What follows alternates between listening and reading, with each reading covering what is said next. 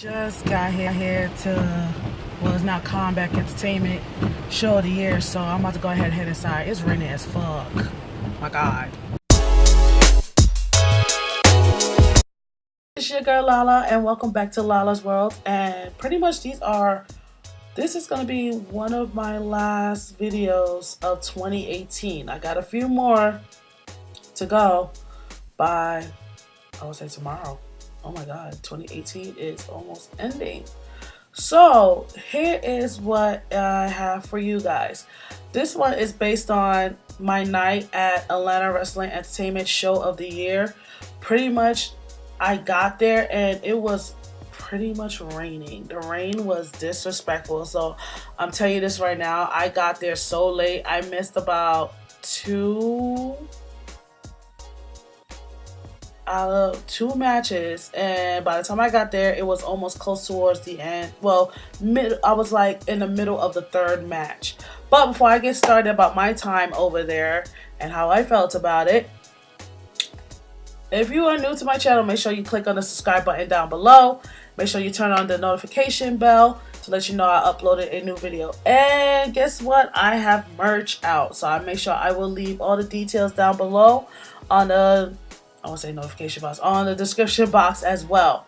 So, be as it may, I went to Atlanta Wrestling Entertainment, but now it's not called that no more. It's called Combat Entertainment. So they're leaving that behind as of 2018. There's so much stuff we gotta leave behind in 2018, but that's gonna be another segment I'm gonna put in there hopefully before 2018 is over. So what I want to go ahead and start with is the match that I came late for, because I missed the Owen Knight and Huck's match, and for what I found out that Huck had won the championship. So congrats. And I came in where it was Chris Kronk against, I'm gonna say, Matt Law. Let me look him up. Like I said, I came in late, so I am so sorry in advance. I'm gonna look him up who he was fighting, because I don't want to butcher this child's name, and I don't want y'all coming for me in these comments. Lala, why you said that wrong? No, we're not doing that. But other than that, it was a great show of the year, because there was some stuff that I experienced that Hunter's Law. That's who Chris Kronk was fighting. But the match was getting good until Hunter's Law cheated and like had his arm on the freaking rope and had the 1, 2, 3 advantage. So I mean, congrats, but honey, you cheated. The next segment I really want to talk about that kind of took me off guard, because I swear to God, I did not know this person was coming. Ruthless Lala, I did not know she was coming, and she had a match against Arya. So pretty much saw her come in, she had an entrance, and it was cool.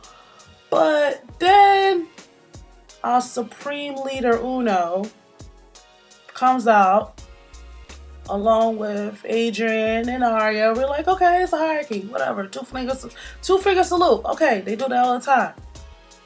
He's talking to her, but I'm looking, I see Adrian and Arya in the ring, and I'm like, why is they in the ring? I thought it was just Arya fighting. What's going on? What's popping? All of a sudden, and this took me way off guard, Lala gets freaking clotheslined by Adrian, and Arya gets the 1, 2, 3. All I could think of is, what in the setup is going on here? All of a sudden, they was trying to blame it on poor little Miss Mika. And Mika, she's good on the mic. And she's very pretty. She looked nice that night in that red outfit. She had on a red tutu outfit, and she had on that red dress. So she was like lady in red that night. But they try to blame it on poor Mika, talking about, like Uno was just saying, like, I did this in the favor of your friend who brought you here. No, you don't do that. Set this poor girl for failure. We need to have a rematch. I mean, that was just a hot mess. Hot mess. But what made me feel better was when ACH and Joe Black had their match. And I'm telling you right now, that match was straight fire because we was like, it was to the point. Me and Jeffrey Taylor, that's another YouTuber as well. I'll leave his information, his YouTube channel down below in the description box as well. We're like, oh my god, this match is fire. They're going tit for tat, back and forth. By the way, Joe Black, I love your hair. It was like new hair, who this? Love his dreads. But it was really going back and forth, like straight slaps, chops, like the whole 9 yards. Like you couldn't tell them nothing. Nothing. But then this happened. I'm just gonna put on the footage. And then y'all come, and then I'll come back. No. That being said, ACH is our new champion, right?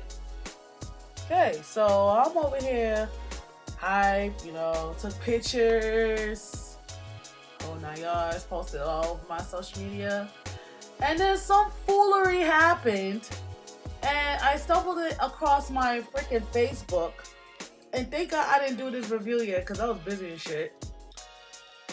Obviously, ACH went to the Supreme Leader Uno and vacated the title.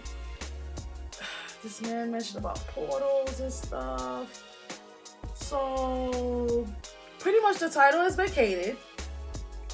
Hopefully Supreme Uno does not mess around and be like, give it back to Joe Black. Be like, here you go, dog. Here you go. Let's just probably, I don't know, tournament. Or probably a battle royal. Putting it out there. I think a battle royal would be awesome. Just watch people get thrown over the goddamn apron. That'd be hilariously funny. And speaking of apron, Lord Jesus. No, I'm not gonna break that up. I'm gonna break that up a little bit. Then we had the match with Bishop King and also with Adrian. That match was actually good because it was like pretty much very sportsmanship. It was very good. It was very like, whereas Bishop King was talking a lot of shit, calling Adrian old, calling Supreme Uno old. I was like, oh my god. Then I told my guy to go ahead and get the Timbs. When he went and got the Timbs, little Miss Aria tried to get into it, but she got kicked in the face. I'm like, oh my god. But it didn't work because that's when Bishop King got knocked down. And Adrian won. I was like, shit, man, you took forever to get the Timbs. Shit. Then there was some other foolery. I mean, show of the year, when I tell you it was some foolery. It was some foolery. And I think you guys remember I say this in my last segment. Okay, as fans, we gotta respect these wrestlers. They have to work out. They have to make sure they eat right. They travel. And it's not like Brock Lesnar kind of traveling, like they get a bus. Or even like WWE traveling, they get a bus. No, some of them have to go in their cars and freaking travel. And use whatever money they have for gas. And to have a place to stay so they can make it to the next venue to wrestle, to entertain us. That we take our hard-earned money and pay to go watch them. Whereas we have some fans who are very disrespectful. Y'all need to stop disrespecting these wrestlers because it's not cute. I mean, 2018, we gonna leave that shit behind. Stop being disrespectful to the wrestlers. They ain't do nothing to you. I mean, yeah, some of them are villains. Some of them, they're just there. But, y'all can't, like, it's okay to boo and talk trash. But what I saw, they took talking trash to a whole new level. Some dude thought it was cute to get on. Mind you, when we get our tickets, there's a little disclaimer right there that said, hey, Atlanta Wrestling Entertainment, now known as Combat Entertainment, is not responsible if you get hurt standing by the ring. So I'm letting you right now, when you buy that ticket, they give you that disclaimer. So you can't say shit, you can't press charges, you can't fucking sit. This dude thought it was okay to get on the goddamn apron and talk shit to Adrian. And I'm like, oh my god, why is he on the apron? What the fuck? And what happened? He got super kicked in the face with a Timberland boot by Bishop himself. So, fans, please. I mean, you can talk all the shit you want, but don't cross that line. It's not cute. It's not cute. And then even where time in the next match we had, it was still getting worse. Like, it was to the point somebody like who was there next to me was like, yo, this is getting personal. Like, some matches it was just like some of the fans was like talking all crazy and reckless. But yeah, 2018, we gotta leave that madness behind. Talking to these wrestlers there, like they about that, like you about that life, and you're not. You don't know what these wrestlers are going through, what they have to do to get to the next venue. You don't know if they're getting gypped out their money from these promoters, because these indie wrestlers, they do go through sometimes like people do not pay them. So it's like, yo, just respect them because they're taking the time out their day to freaking entertain us. They don't have to fucking come. Speaking of not showing up, what the hell happened with Slade?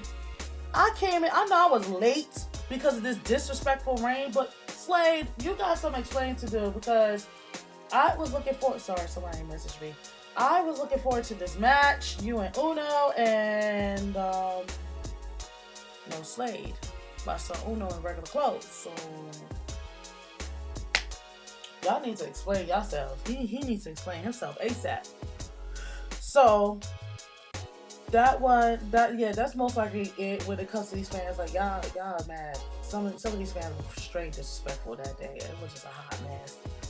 Then the next match we had was the one with the Fab Fitness team. Oh my god, I live for them. Especially like Kiki and Big Kahuna, and Big Kahuna is trying to be 205. Now I understand the concept, and the only reason why I said that because when I did my physical and I was told I had to lose some weight, I was like, shoot, I need to be at 205 too. So Big Kahuna, I feel your pain against Ashton Starr, and also I think this kid is TikTok.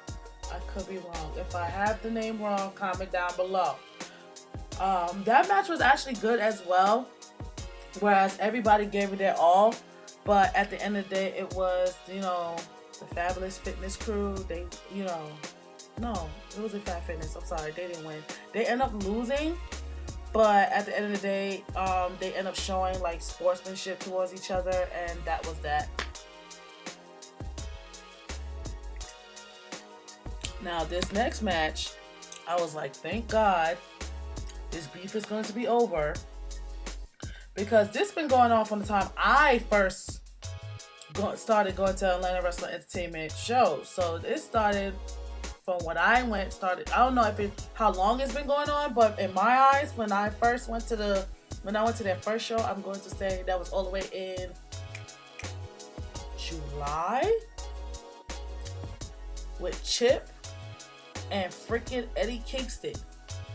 Their beef was like elongated from my eyes from the time I started going to Atlanta Wrestling Entertainment to all the way till now.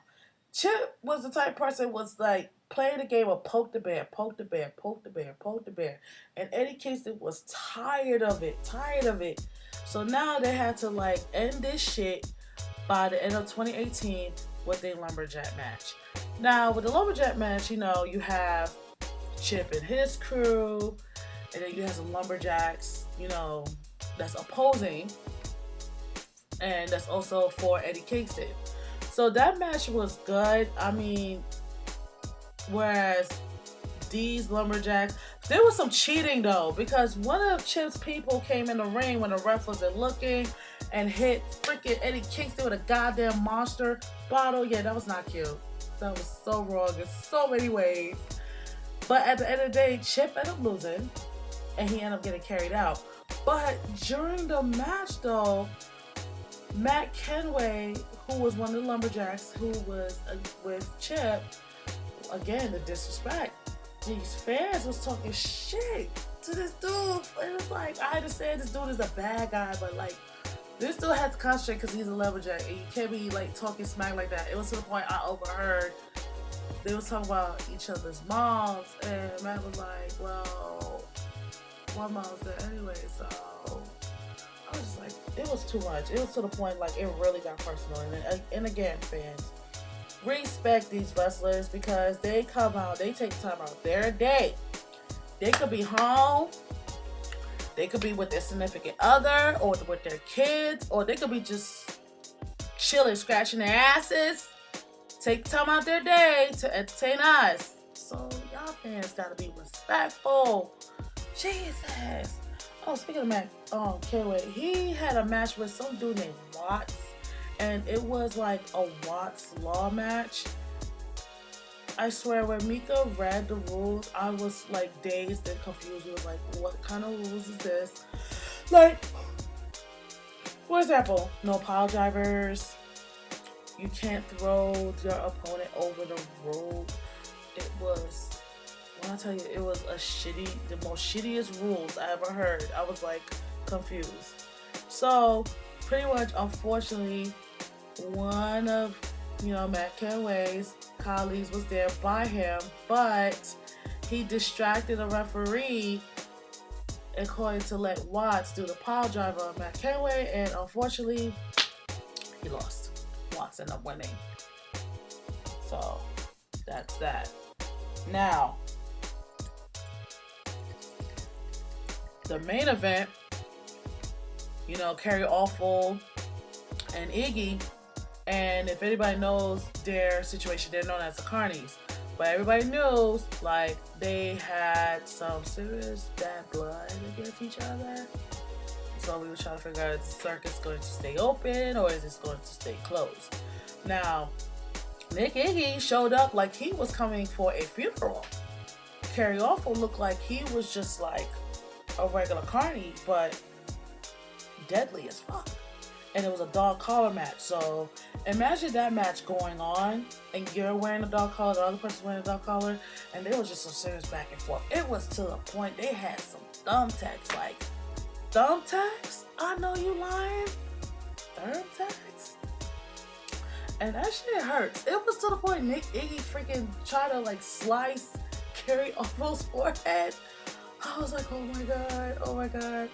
I was just like feeling it on my forehead, like, no, that hurts. Like, even a scrape alone hurts.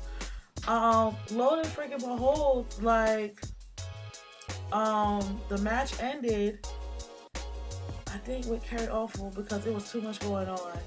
And lo and freaking behold, like, Carrie Awful had made this like long speech, but then later beat down Nick Iggy and said the circus stays open, I can replace you. So that's how the night ended, where it was just foolery, more foolery, fans being disrespectful, people got played to the left, and being told the circus stayed open, he can be replaced. So show of the year was like freaking lit. But it was a whole lot of shit going on. Hopefully the next show I'm going to, I'll show up on time. Because the last show I didn't. It was that rain being disrespectful. So next show I'll show up on time.